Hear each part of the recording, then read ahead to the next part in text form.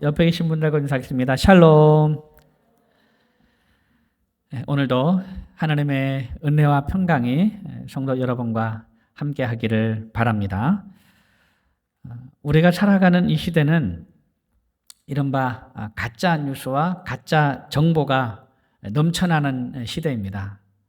아마도 여러분 중에도 다 이 가짜 정보에 한 번 정도는 다 속아 넘어갔을 겁니다. 알면서도 의심하면서도 이 가짜 뉴스와 가짜 정보에 속아 넘어가는 것을 우리가 다 경험을 합니다. 저도 이제 그런 적이 있습니다. 저도 가짜 정보에 속아가지고 사람을 오해하고 또 사람을 잘못 판단하고 그랬던 적이 있습니다. 아마 여러분도 다 그런 경험이 있지 않을까 생각합니다. 참 분별하기 힘듭니다.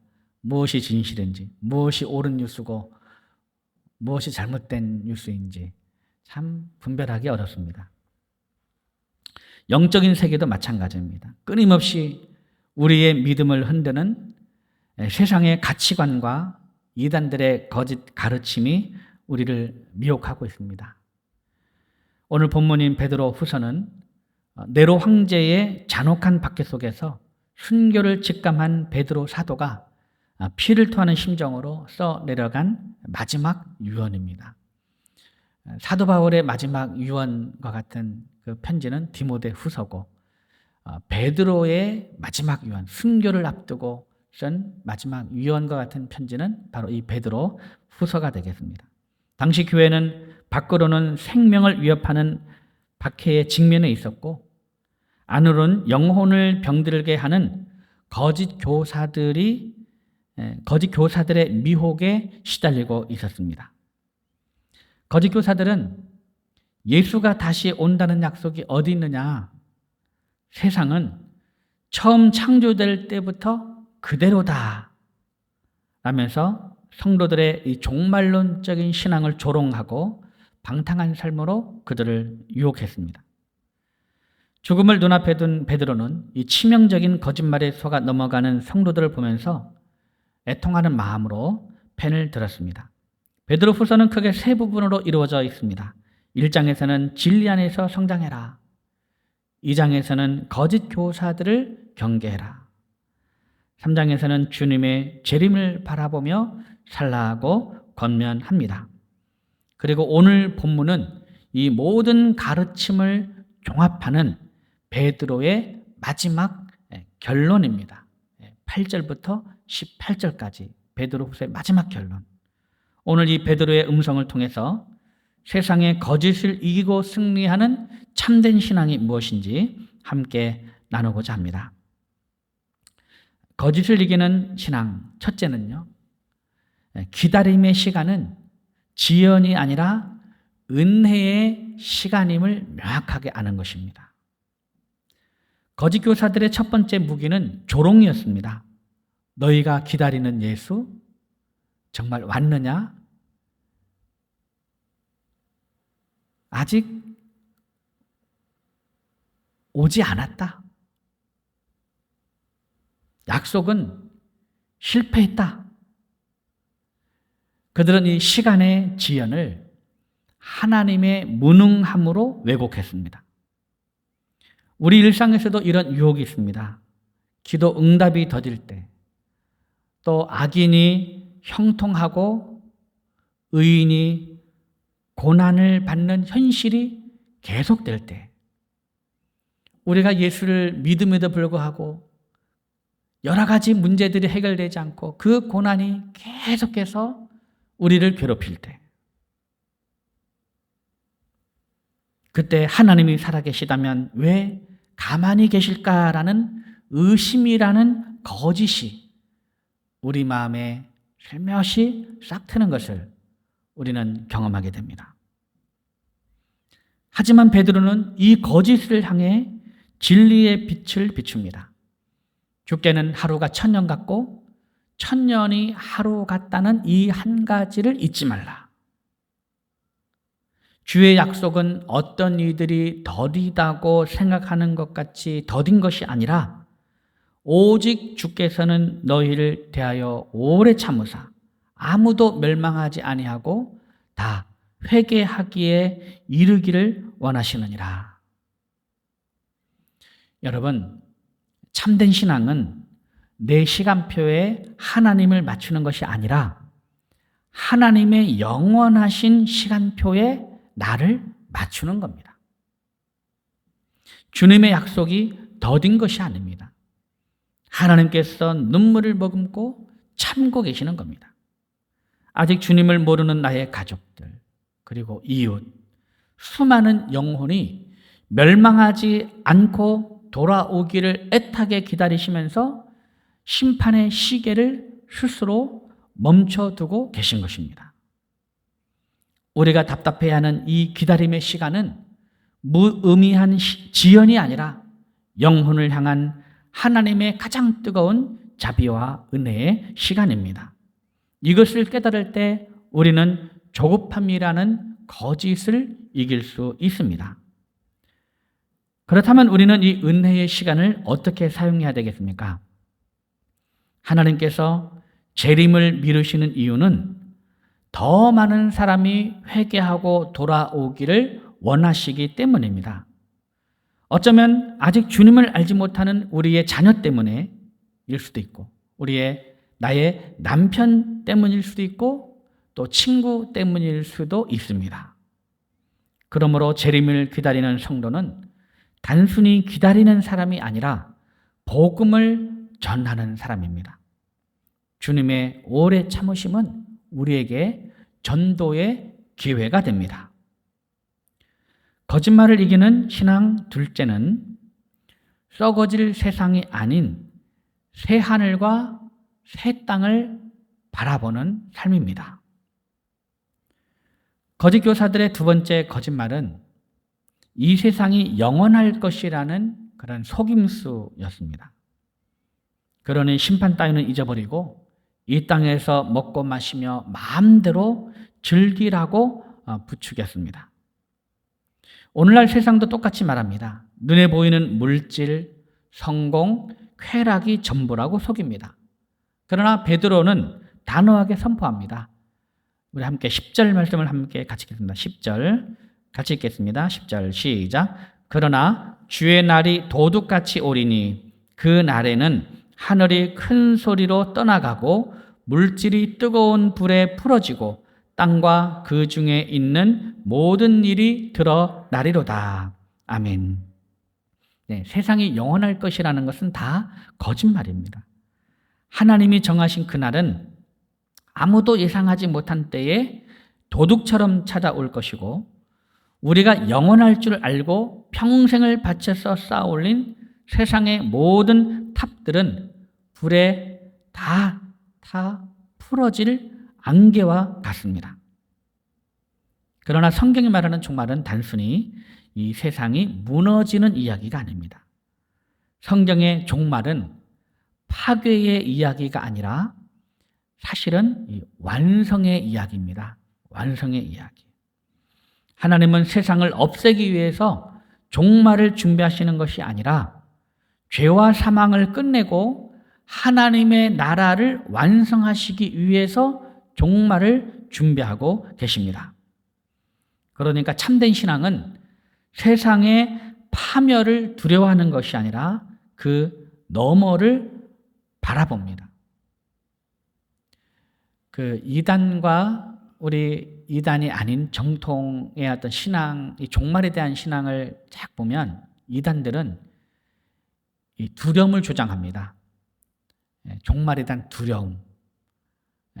그래서 이 파괴 중심으로 계속 그렇게 말을 합니다. 그러나 우리는 두려움이 아니라 기다림, 사모함, 완성, 하나님 나라의 완성을 이야기하는 거야. 세상의 파멸을 두라는 것이 그 너머를 바라보는 거예요.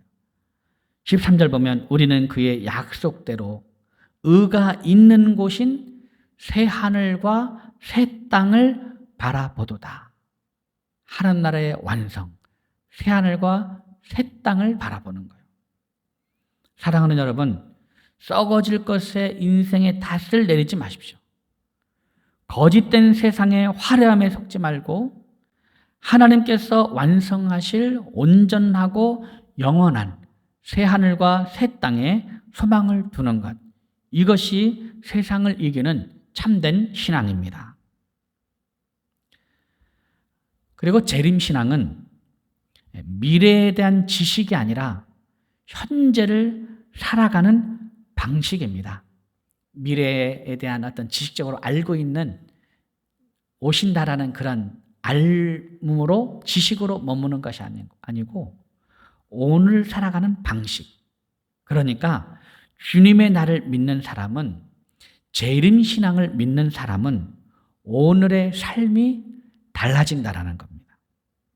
자, 그렇다면 이 세상의 끝이 분명히 존재해야 한다는 것을 아는 우리는 이 거짓투성이의 세상 속에서 오늘 하루를 어떻게 살아내야 하겠는가? 베드로는 11절에서 우리의 영혼을 뒤흔드는 위대한 질문을 던집니다. 이 모든 것이 이렇게 풀어지리니 너희가 어떠한 사람이 되어야 마땅하냐? 종말을 믿는다는 것은 언제 세상이 끝날지 모른다는 불안과 공포에 쫓기며 사는 것이 아닙니다. 아까도 말씀드렸듯이 누군가가 여러분에게 종말을 말하면서 불안과 공포를 조장한다면 거의 100% 이단일 가능성이 매우 큽니다. 종말은 오히려 내가 가장 사랑하는 분을 맞이할 생각에 가슴 설레며 오늘을 정성껏 가꾸는 아름다운 기다림입니다. 베드로는 이 은혜로운 기다림의 모습을 두 가지로 권면하고 있습니다. 첫째, 사랑하는 주님을 위해 거룩한 행실과 경건함의 예복을 여러분 준비하시기 바랍니다. 11절 12절에 거룩한 행실과 경건함으로 하나님의 날이 임하기를 바라보고 간절히 사모하라. 14절에 주 앞에서 점도 없고 흠도 없이 평강 가운데서 나타나기를 힘쓰라. 만약 여러분이 가장 존경하고 사랑하는 아주 귀한 손님이 오늘 집에 오기로 약속되어 있으면 여러분 어떻게 하겠습니까? 집을 막 어질러 둔 채로 그냥 집을 두겠습니까? 그렇지 않죠. 기쁜 마음으로 막 구석구석 방구석을 다 뒤지고 진짜 1년에 한 번 청소 안 했던 그 구석구석 다 뒤져가지고 그곳까지도 안 보이는 곳까지도 싹 이렇게 청소하고 먼지 하나 다 깨끗하게 닦아내면서 그리고 가장 좋은 것으로 그 귀한 손님을 맞이할 준비를 할 것입니다. 하물며 나를 살리시려고 생명까지 내어주신 우리 예수님이 오신다는데 우리가 어찌 세상의 썩어질 욕심과 쾌락의 구덩이에 뒹굴면서 오늘 우리의 삶을 낭비할 수 있겠습니까? 거짓 교사들은 심판은 없으니 마음대로 살아도 된다라고 속였지만 참된 신앙을 가진 우리는 절대로 속지 않습니다. 우리는 지옥이 두려워서 억지로 거룩을 흉내내는 사람들이 아닙니다.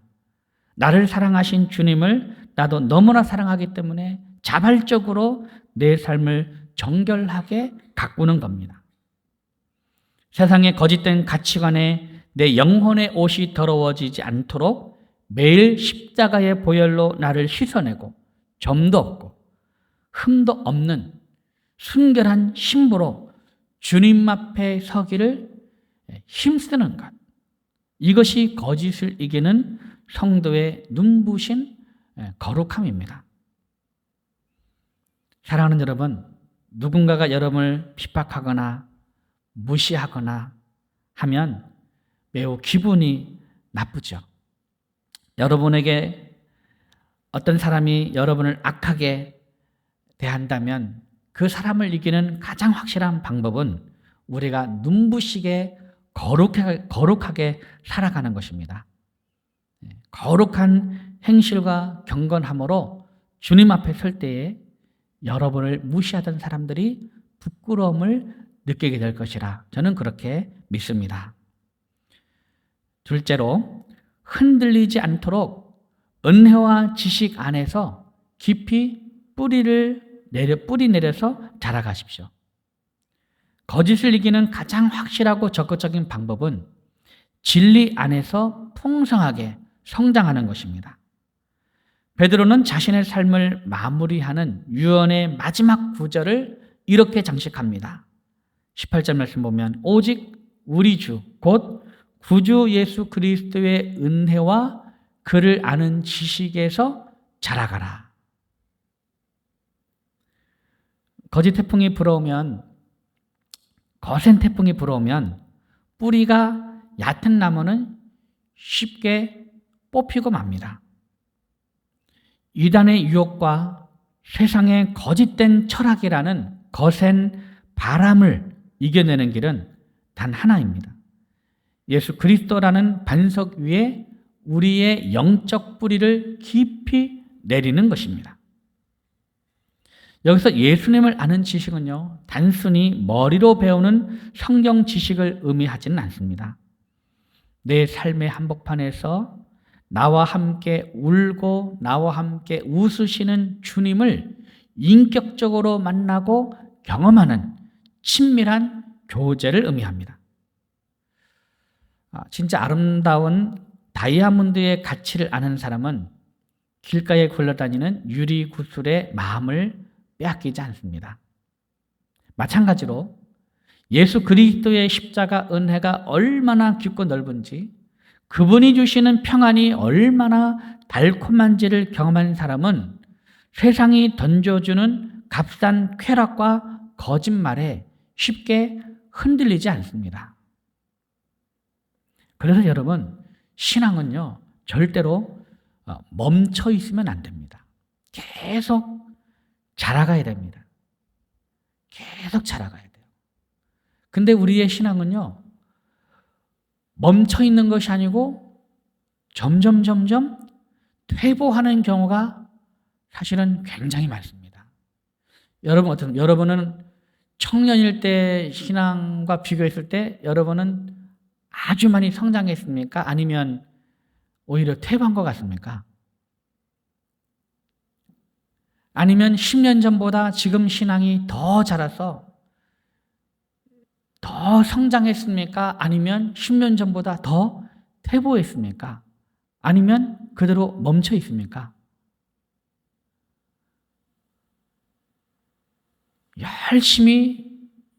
열심히 믿음 생활 가운데 계속해서 우리 자신을 하지 않으면 우리 신앙은 어느 순간에 퇴보한 것을 알게 됩니다. 과거 같지 않습니다.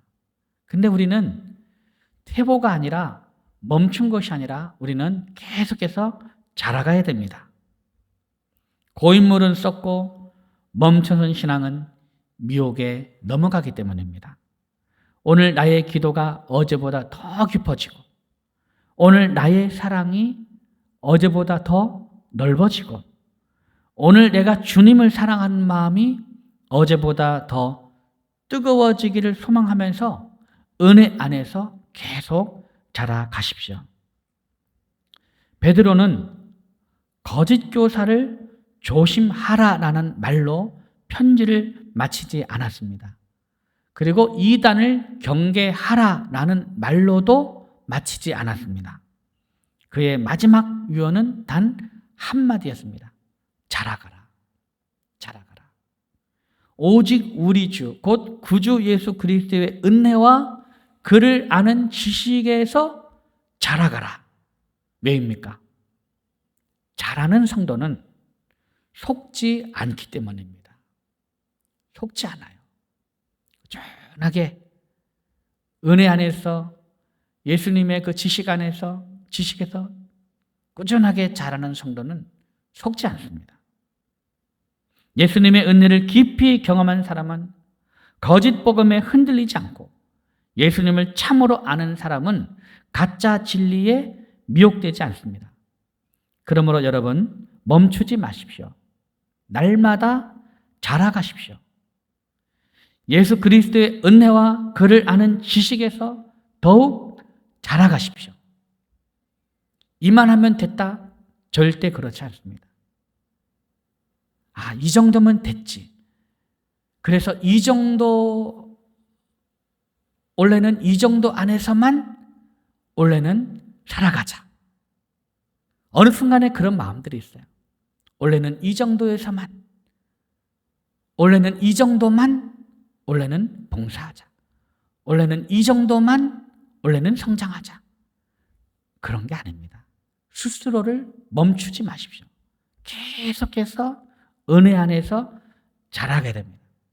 그래도 부족해요. 그리스도의 장성한 믿음의 분량까지 이를 때는 우리가 제한하지 않고 멈추지 않고 계속 달려가도 그 그리스도의 장성한 분량에까지 그래도 부족한 거예요. 여러분, 멈추지 마십시오. 계속해서 예수 그리스도의 은혜와 그를 아는 지식에서 더욱 자라가십시오. 그것이 거짓을 이기고 끝까지 승리하는 가장 확실한 길입니다. 사랑하는 성도 여러분, 베드로 후서는 재림에 관한 책이기 전에 예수님에 관한 책입니다. 결국 베드로 후서의 핵심은 거짓을 연구하는 데 있지 않고 진리 되신 예수 그리스도를 더 깊이 알아가는 데 있습니다. 거짓 교사들에게 시선을 빼앗기지 마십시오. 종말의 징조에만 마음을 빼앗기지도 마십시오. 너무 이단의 그 이야기에 현혹되고 넘어가고 이단의 어떤 가르침에 여러분의 시선을 빼앗기지 마십시오. 오직 예수 그리스도를 더욱 깊이 알아가시기 바랍니다. 그분을 아는 지식에서 자라나는 사람이 결국 거짓을 이기고 끝까지 승리하게 됩니다. 십자가의 죽음을 앞둔 노사도 베드로는 세상의 거짓에 속아 영혼을 잃어버리는 양떼들을 향해서 간절히 호소하고 있습니다. 사랑하는 자들아, 세상의 조롱과 거짓에 속지 말라. 주님의 기다림은 구원을 위한 은혜요. 이 세상은 결국 지나갈 것이다. 오직 새 하늘과 새 땅을 바라보며 거룩하게 살고 예수님을 아는 지식에서 굳세게 자라가라. 사랑하는 여러분, 가짜가 진짜 행세를 하는 혼란스러운 시대입니다.